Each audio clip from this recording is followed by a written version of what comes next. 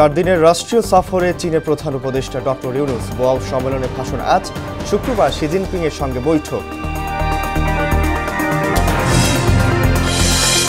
যাত্রায় ঘরমুখ মানুষের চাপ, রেলপথে স্বস্তি। ঢাকা রংপুর মহাসড়কের সিরাজগঞ্জ অংশে যানজটের শঙ্কা।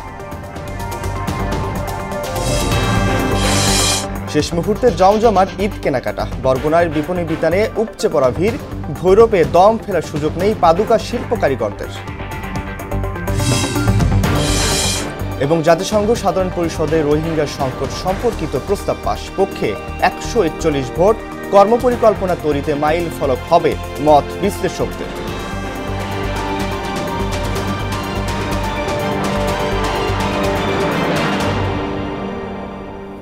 আসসালামু আলাইকুম, সবাইকে মোহনের সংবাদে স্বাগত। শুনছিলেন শিরোনাম, সঙ্গে আছি আমি আব্দুর রউফ।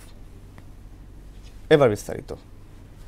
4 দিনের সফরে চীনে পৌঁছেছেন প্রধান উপদেষ্টা অধ্যাপক মোহাম্মদ ইউনুস। বুধবার বাংলাদেশ সময় বিকেল 4:15 তাকে বহনকারী বিমানটি দেশটির হাইয়ান বিমানবন্দরে অবতরণ করে।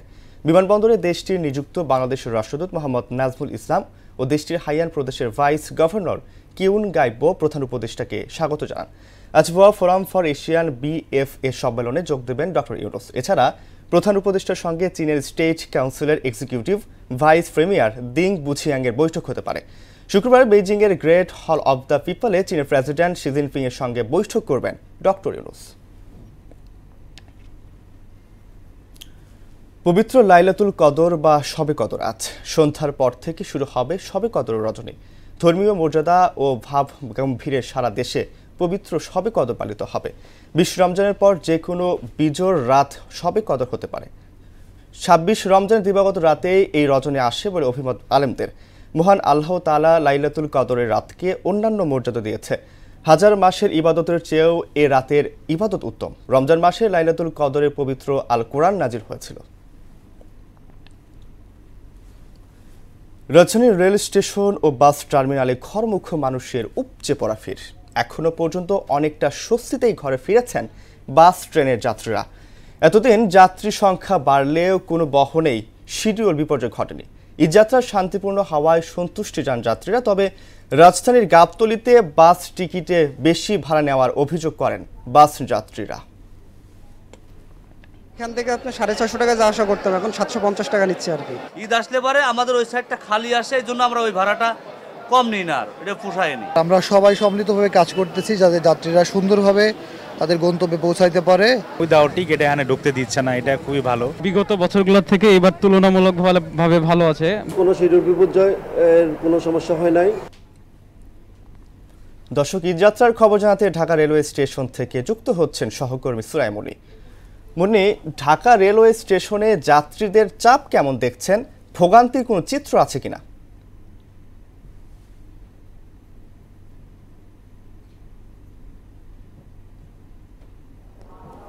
রৌফ, যেমনটি বলছিলাম যে এখন কমলাপুর রেল স্টেশনে যাত্রীদের খুব বেশি আনাগোনা দেখা যাচ্ছে না, কারণ আরও 1 থেকে 1.5 ঘন্টা পরে পরবর্তী ট্রেনটা ছেড়ে যাবে কমলাপুর রেল স্টেশনে। আমি আপনাদেরকে যদি দেখাতে চাই যে এখন মোটামুটি ঢিলেঢালাভাবেই বেশ কিছু যাত্রী এসে অপেক্ষা করছে পরবর্তী ট্রেনে যাওয়ার জন্য। এবং এরই মধ্যে আমি যেটা দেখে এসেছি, টিকিট যেখানে ঢোকাচ্ছে যাত্রীদেরকে, সেখানে প্রচণ্ডভাবে নিরাপত্তা ব্যবস্থা থেকে শুরু করে টিকিট চেকারদের খুব বেশি করা হচ্ছে, খুব বেশি নিরাপত্তা জোরদার করা হচ্ছে এবং প্রত্যেকটা টিকিটই 2-3 বার করে পরীক্ষা করে তারপরে এক একটা যাত্রী ঢোকানো হচ্ছে। এতে করে প্ল্যাটফর্মের ভিতরে মোটামুটি শান্তিপূর্ণ পরিবেশ বজায় আছে। এবং এরই সঙ্গে বিভিন্ন যাত্রীদের সাথে আমি কথা বলেছি, তারা যথেষ্ট সন্তুষ্টি প্রকাশ করেছে। একজন শুধু আমাকে বলেছে যে কোথাও একটু টিকিট কালোবাজারির ঘটনা ঘটছে, কিন্তু সেটাও সে চোখে দেখে এসেছে, নিজের চোখে। এবং উনি যেটা বলছে যে এটা যদি আরেকটু কড়াকড় করা যেত তাহলে হয়তো টিকিট কালোবাজারিটা পুরো শতভাগ এই কমলাপুর রেল স্টেশন থেকে বা এই রেল যাত্রার টিকিট কালোবাজারি অনেকটাই চলে যেত বলে আমি মনে করছি। আমি এখন এই নিয়ে কথা বলছি রেলের ব্যবস্থাপনা নিয়ে, যে এতক্ষণ পর্যন্ত যে রেলের যাত্রায় কোথাও কোনো ঝুঁকি বা ঝামেলার সৃষ্টি হচ্ছে কিনা, বা সার্বিক পরিস্থিতি নিয়ে কি মনে করছেন আপনি? ধন্যবাদ। আলহামদুলিল্লাহ, আজকে আমরা কমলাপুর থেকে দেশে যাচ্ছি, তো রেলের ব্যবস্থাপনা আগের চেয়ে অনেক ভালো দেখলাম। শিডিউল বিপর্যয় তেমন দেখতে পেলাম না, আর প্ল্যাটফর্মে ঢোকার সময়ও তেমন জটিলতা নেই আলহামদুলিল্লাহ। তো সর্বোপরি অন্যান্য বারের চেয়ে এবার অনেক ভালো মনে হচ্ছে আর কি। Thank you. রৌফ, সব কিছু মিলে রেলের যে যাত্রাটা শান্তিপূর্ণ হচ্ছে এবং প্রত্যেকটা যাত্রী খুব সন্তুষ্টি নিয়ে তারা অপেক্ষা করছে পরবর্তী ট্রেন আসবে এবং তারা তাদের নির্দিষ্ট গন্তব্যে পৌঁছাতে পারবে বলে তাদের বিশ্বাস। মুন্নি, আপনাকে ধন্যবাদ। ঢাকা রংপুর মহাসড়কের সিরাজগঞ্জ অংশে ঈদের আগে যানজটের সংখ্যা রয়েছে। এ অবস্থায় যানজট ও ভোগান্তি মুক্ত ঈদ যাত্রা নির্বিঘ্ন করতে প্রশাসনকে সঠিক দায়িত্ব পালনের দাবি জানিয়েছেন যাত্রী ও চালকরা। তবে পুলিশ বলছে বিগত সময়ে যানজটের স্থানগুলো চিহ্নিত করে সতর্ক অবস্থানে থাকবেন তারা। ফলে এবছর ঈদ যাত্রা স্বস্তিদায়ক হবে। সোহেল রানার প্রতিবেদন, জানাচ্ছেন তাসিন তার। যমুনা সেতুতে ঈদের আগে স্বাভাবিক সময়ের চেয়ে প্রায় ৪-৫ গুণ যানবাহন চলাচল করায় যানজট দেখা দেয়। প্রতি বছরই সিরাজগঞ্জ অংশে যানজটের ভোগান্তিতে পড়তে হয় চালক ও যাত্রীদের। এই কারণে প্রায় ৫ বছর আগে ঢাকা রংপুর মহাসড়ক 4 লেনের উন্নতিকরণের কাজ শুরু করে সরকার। এবছর 4 লেন মহাসড়ক খুলে দেওয়া হলে ঈদের আগে অতিরিক্ত গাড়ির চাপ, বেপরোয়া গতিতে গাড়ি চালানো সহ ওভারটেকিং এবং যত্রতত্র রাস্তা পারাপারে মহাসড়কের কয়েকটি পয়েন্টে যানজটের সংখ্যা রয়েছে। যমুনা সেতুর এপার থেকে মনে করে ভুইয়াগাতি চান্দাইগোনা একটু জাম হবে, কোনো রাস্তার কাজ হচ্ছে। ট্রাক চালক অথবা বাস চালক এদের কারণে কিছুটা সমস্যা হতে পারে। অটোমোটো মানে ভ্যান রিক্সার জন্য এগুলোর জন্য তো জাম বাজে। মোটামুটি রাস্তা ক্লিয়ার আছে, যদি বড় ধরনের কিছু না হয় আশা করা যায় কোনো যানজট হবে না। তবে ঈদের আগে 4 লেন চালু হলে এবারের ঈদযাত্রা স্বস্তিদায়ক হবে বলে মনে করেন এই প্রকল্প কর্মকর্তা। যমুনা যে সেতুটি আছে এটা পূর্ণাঙ্গ 4 লেন নেই, আমাদের যে সেতু কর্তৃপক্ষ আছে তারা এটা চেষ্টা করছে। তো আশা করা যায় যে এটি 4 লেনে রূপান্তর হলে আমাদের ঈদযাত্রা আরও ভালো হবে। কোনো দুর্ঘটনা ঘটলে তাৎক্ষণিক গাড়িগুলো অপসারণের জন্য রেকারের ব্যবস্থা সহ সার্বক্ষণিক মহাসড়কে পুলিশের টহল টিমের ব্যবস্থা রয়েছে। জনগণকে একটি স্বস্তিদায়ক ঈদযাত্রা উপহার দেওয়ার কথা জানিয়েছেন এই পুলিশ কর্মকর্তা। ইতিমধ্যে আমাদের যেসব জায়গায় ইতিপূর্বে দুর্ঘটনা প্রবণ এবং যানজট প্রবণ এলাকা ছিল এগুলো আমরা চিহ্নিত করেছি এবং আমরা এ নিয়ে কাজ করছি। জেলা পুলিশ, শাসক, সড়ক ও জনপদের সঙ্গে আমরা দফায় দফায় বৈঠক করছি। আশা করতেছি যে আমরা এটা স্বস্তিদায়ক ঈদ সম্মানিত জনগণকে উপহার দিতে পারব। সব মিলিয়ে এবারের ঈদযাত্রা স্বস্তিদায়ক হবে এমনটাই প্রত্যাশা সবার। তাহসিন তারিন, মোহনা সংবাদ। ঈদ সামনে রেখে বরগুনার বিপণী বিতান ও মার্কেটগুলোতে বাড়ছে ক্রেতাদের ভিড়। কেউ কেউ ইতোমধ্যে ঈদের কেনাকাটা সেরে ফেলেছেন, আবার অনেকেই শেষ মুহূর্তের অপেক্ষায় রয়েছেন। বরাবরের মতো এবারও দাম নিয়ে রয়েছে ক্রেতা বিক্রেতাদের মধ্যে মিশ্র প্রতিক্রিয়া। আইন শৃঙ্খলা পরিস্থিতি স্বাভাবিক রাখতে কাজ করছে প্রশাসন। গোলাম হায়দার স্বপনের প্রতিবেদন, জানাচ্ছেন আফরিন পপি।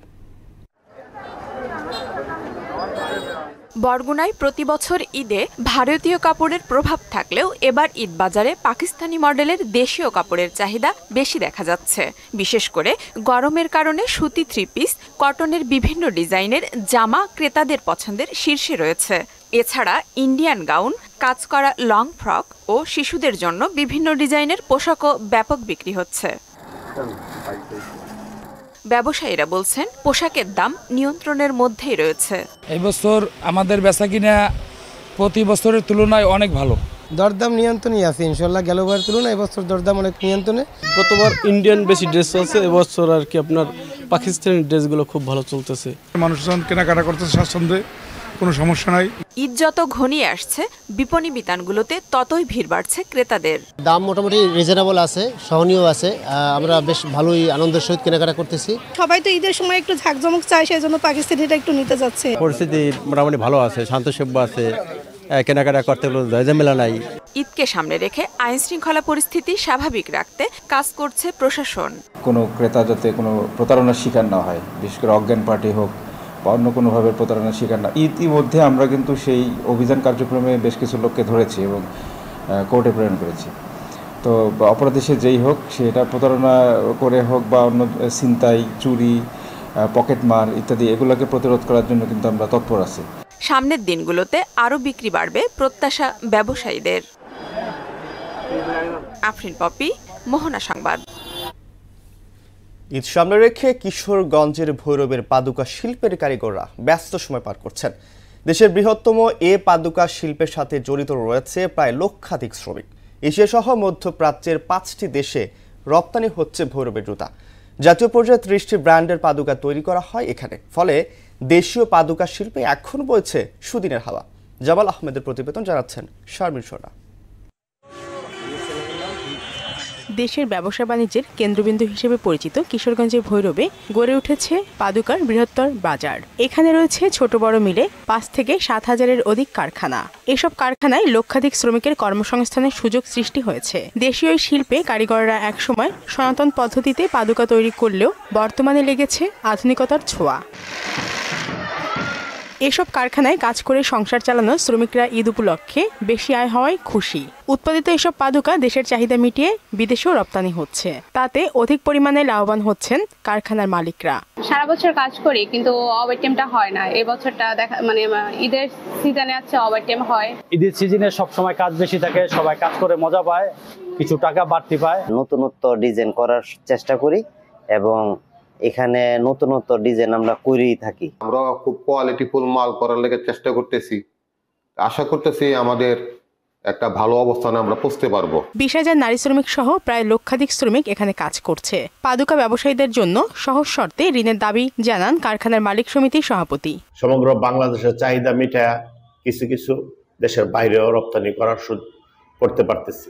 আমরা যদি সরকারি কোনো সহযোগিতা পাই, 4 বা 7 সর্বোচ্চ 7% ঋণ যদি পাই সহজ শর্তে, তাহলে আমার এই শিল্পটা আরো আগায় যাবে। এশিয়া সহ মধ্যপ্রাচ্যের 5টি দেশ সৌদি আরব, কুয়েত, দুবাই, ব্রুনাই ও নেপালেও রপ্তানি হচ্ছে ভৈরবের জুতা। শারমিন স্বর্ণা, মোহনা সংবাদ। জাতিসংঘে মানবাধিকার পরিষদের অধিবেশনে রোহিঙ্গা সংক্রান্ত একটি প্রস্তাব গ্রহণ করা হচ্ছে। প্রস্তাবটিতে রোহিঙ্গাদের ন্যায় বিচার নিশ্চিত করা এবং বাংলাদেশে আশ্রিত রোহিঙ্গাদের মিয়ানমারে দ্রুত প্রত্যাবাসনের মাধ্যমে চলমান সংকট সমাধানের বিষয় উল্লেখ রয়েছে।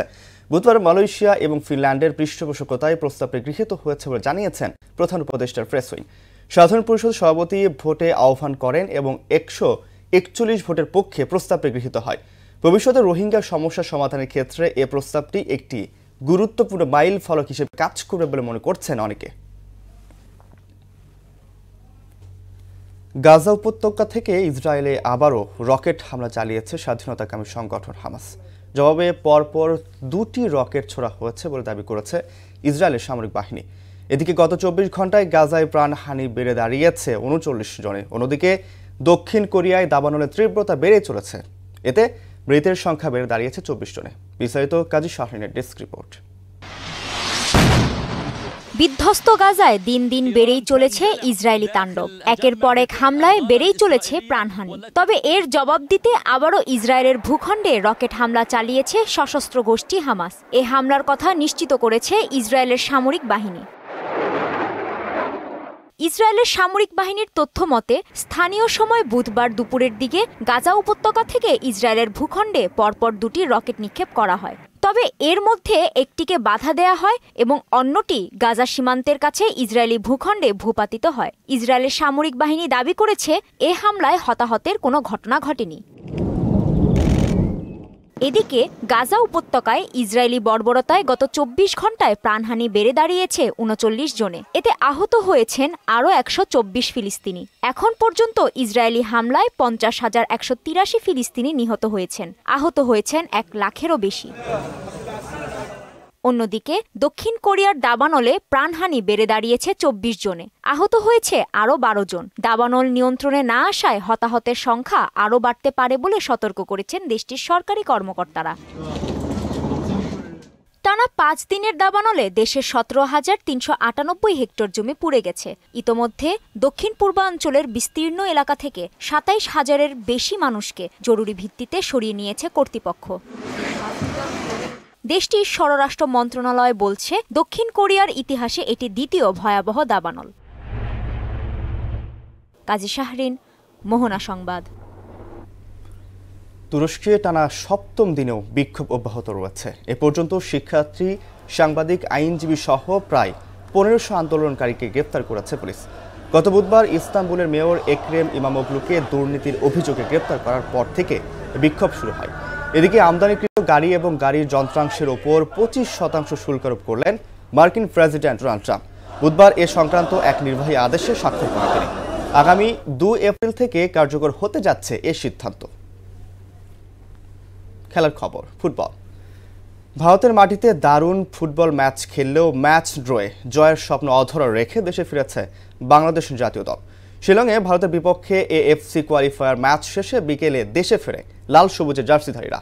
এর আগে শিলংয়ের ভারতের কঠিন পরীক্ষা নিলেও জয়ের বন্দরে পৌঁছাতে পারেনি বাংলাদেশ। একের পর এক সুযোগ তৈরি করেও গোলের দেখা পায়নি হাভিংয়ের কাবরেরাররা। শেষ বল ড্র নিয়ে মাঠ ছাড়তে হয়েছে লাল সবুজদের। শেষ করে মনের সংবাদ যাবার আগে শিরোনামগুলো জানিয়ে দিচ্ছেন।